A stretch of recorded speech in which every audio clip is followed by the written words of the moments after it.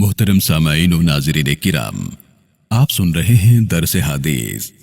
مؤلف ہیں فضیلت الشیخ حضرت مولانا حافظ فضل الرحیم اشرفی صاحب حفظہ اللہ تعالی، محتمم و رئیس جامعہ اشرفیہ لاہور پاکستان۔ شب برات کے مسنون اعمال۔ عن عائشہ رضی اللہ تعالی عنہ قالت: فقدت رسول الله صلى الله عليه وسلم ليلة فأخرجت فإذا هو بالبقيع فقال: أكنت تخافين أن يحيف الله عليك ورسوله؟ قلت: يا رسول الله، إني ظننت أنك أتيت بعض نسائك. فقال: إن الله عز وجل ينزل ليلة النصف من شعبان إلى السماء الدنيا فيغفر لأكثر من عدد شعر غنم كلب. رواه الترمذي وابن الماجہ۔ ام المومنین حضرت عائشہ صدیقہ رضی اللہ تعالیٰ عنہ سے روایت ہے کہ میں نے ایک رات رسول اللہ صلی اللہ علیہ وسلم کو نہ پایا، بس میں آپ کو تلاش کرتے ہوئے نکلی تو آپ صلی اللہ علیہ وسلم کو بقیع یعنی مدینہ منورہ کے قبرستان میں پایا۔ آپ صلی اللہ علیہ وسلم نے فرمایا: اے عائشہ، کیا تجھے اس بات کا ڈر تھا کہ اللہ اور اس کا رسول تجھ پر زیادتی کرے گا؟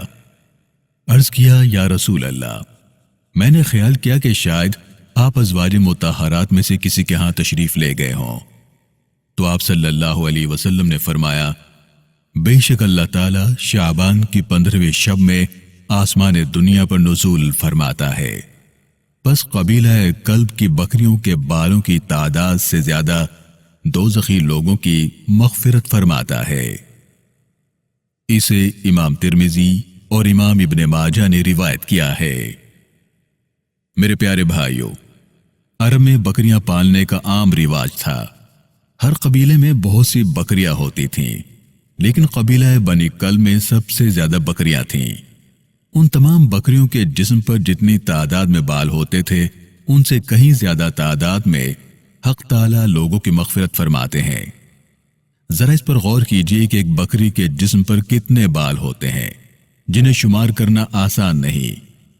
پھر ان کثیر تعداد بکریوں کے جسم پر اتنے بے حساب بال ہوتے ہیں، ان سے بھی بڑھ چڑھ کر اللہ تعالیٰ کا اپنے بندوں کو معاف کرنا اور بخش دینا کیسی زبردست بخشش ہے، اور واقعی ان کی مغفرت کا کوئی ٹھکانہ نہیں۔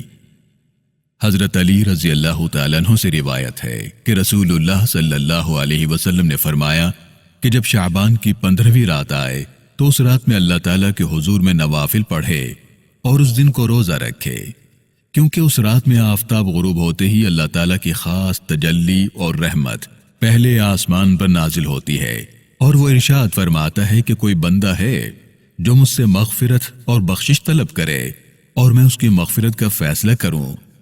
کوئی بندہ ہے جو روزی مانگے اور میں اس کو روزی دینے کا فیصلہ کروں۔ کوئی مبتلا مصیبت بندہ ہے جو مجھ سے صحت و عافیت کا سوال کرے اور میں اس کو عافیت عطا کروں۔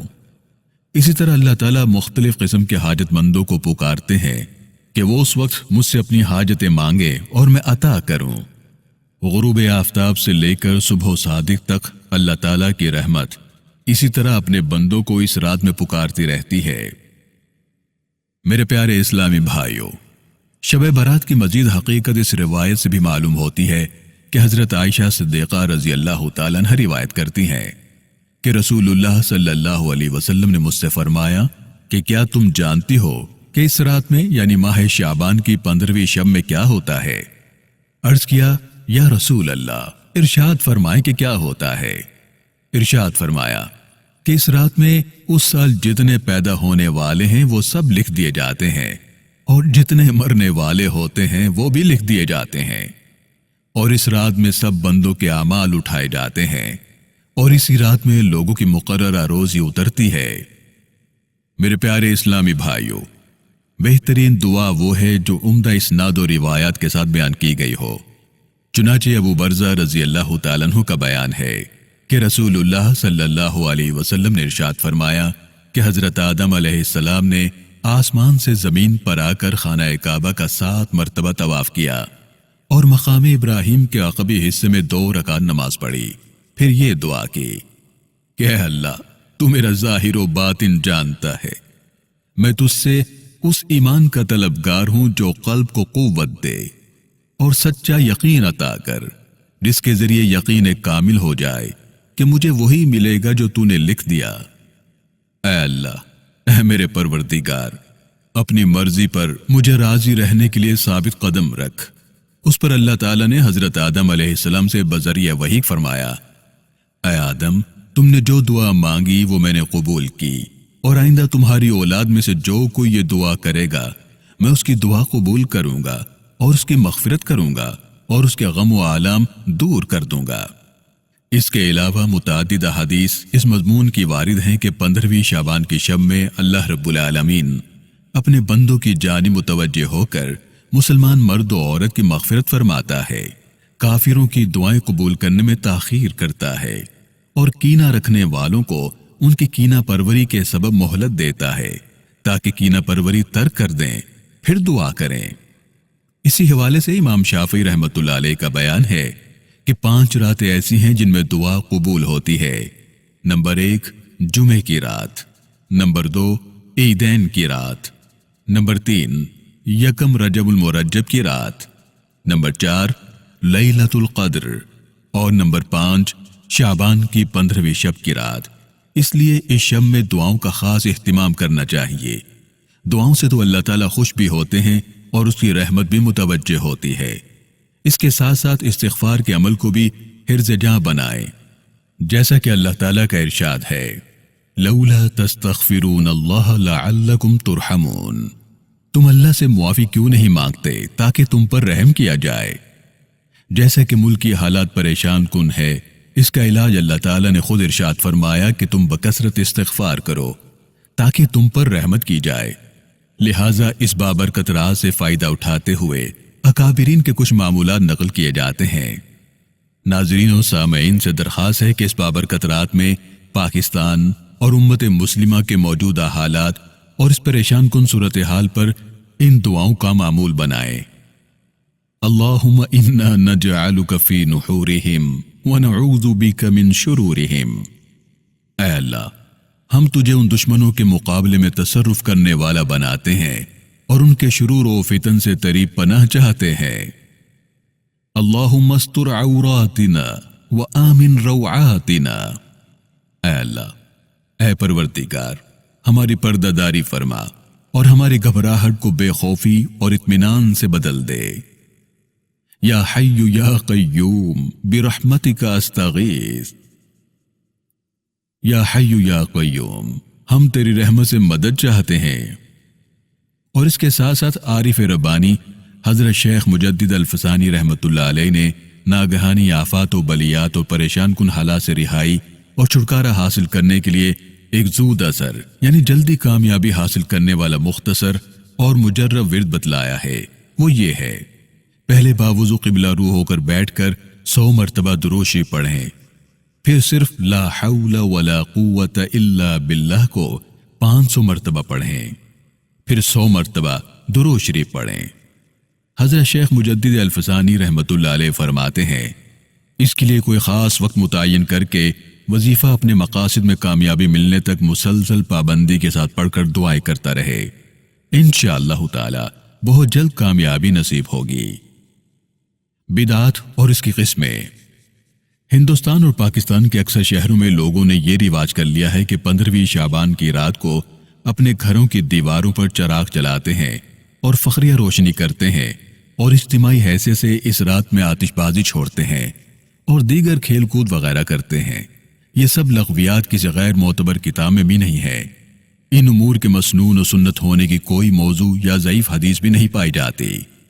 بعض متاخرین علماء کا بیان ہے کہ مخصوص راتوں میں بکثرت روشنی کرنا بدعت شنیہ یعنی بری بدعت ہے۔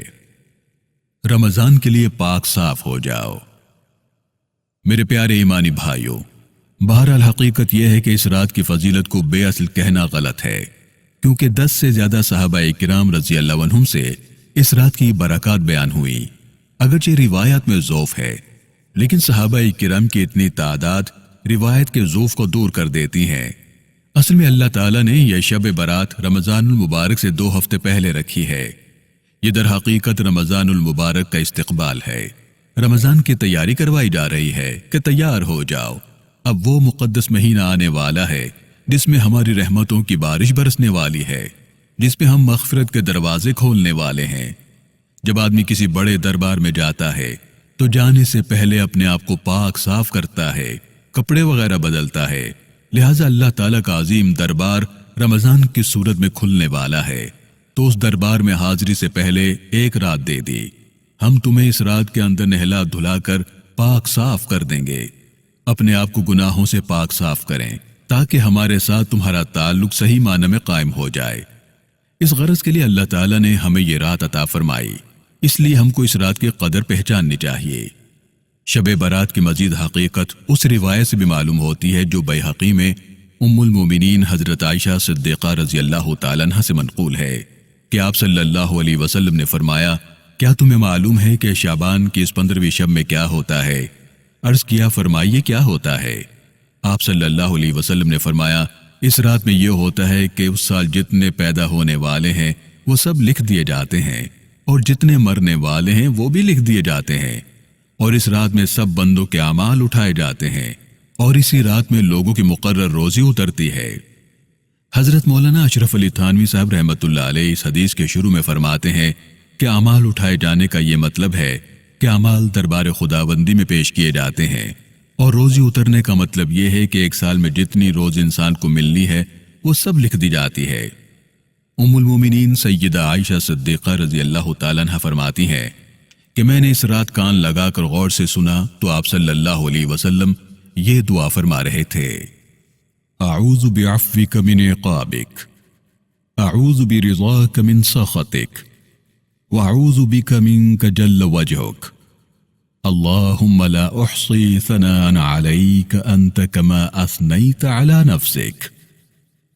اے اللہ، میں تیری عفو کی پناہ چاہتا ہوں، تیری سزا سے، اور تیری رضا کی پناہ چاہتا ہوں، تیرے غصے سے، اور پناہ چاہتا ہوں تیری سختیوں سے۔ اے اللہ، میں آپ کی تعریف کا شمار نہیں کر سکتا، آپ کی ذات ایسی ہی بلند و بالا ہے جیسے آپ نے خود فرمایا۔ حضرت عائشہ صدیقہ رضی اللہ تعالیٰ عنہ نے دریافت کیا کہ یا رسول اللہ، آپ رات کو یہ دعا پڑھ رہے تھے؟ تو آپ صلی اللہ علیہ وسلم نے ارشاد فرمایا، ہاں، تم بھی یہ کلمات یاد کر لو اور دوسروں کو بھی بتلا دو۔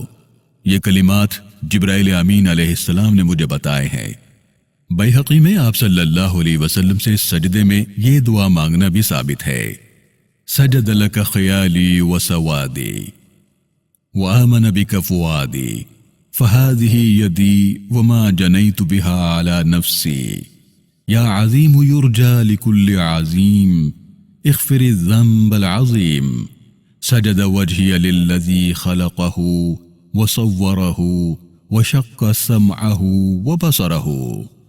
سجدہ کیا تجھے میرے ظاہر و باطن نے، اور میں سچے دل سے تجھ پر ایمان لایا، بس میرا یہ ہاتھ اور جو کچھ میں نے اس سے اپنی جان پر گناہ کیے ہیں، اے عظمت و بزرگی والے، ان بے شمار گناہوں کو معاف فرما دے۔ سجدہ کیا میں نے اس ذات اقدس کو جس نے پیدا فرمایا اور اس کی صورت بنائی اور کان اور آنکھیں عطا کی۔ اس کے علاوہ یہ دعا بھی آپ صلی اللہ علیہ وسلم سے اس رات میں مانگنا ثابت ہے، اللہم ارزقنی قلبا تقیا من الشرک نقیا لا فاجرا ولا شقیا۔ اے اللہ، مجھے ایسا پاکیزہ دل عطا فرما جس میں شرک کا شائبہ بھی نہ ہو، اور نہ بدکار ہو اور نہ بدبخت ہو۔ اے رب العالمین، ہمیں اس رات کی برکتوں سے مستفید فرما، اور ہمارا نام بھی ان لوگوں میں شامل فرما جن کی مغفرت کا فیصلہ اس رات میں ہوتا ہے، اور آنے والے سال میں جو زندگی عطا کرے وہ خیر و برکت و نیکی کے ساتھ ہو، اور موت لکھی جا چکی ہو تو ہے رب ذوالجلال ایمان پر خاتمہ نصیب فرما۔ وآخر دعوانا ان الحمد للہ رب العالمین۔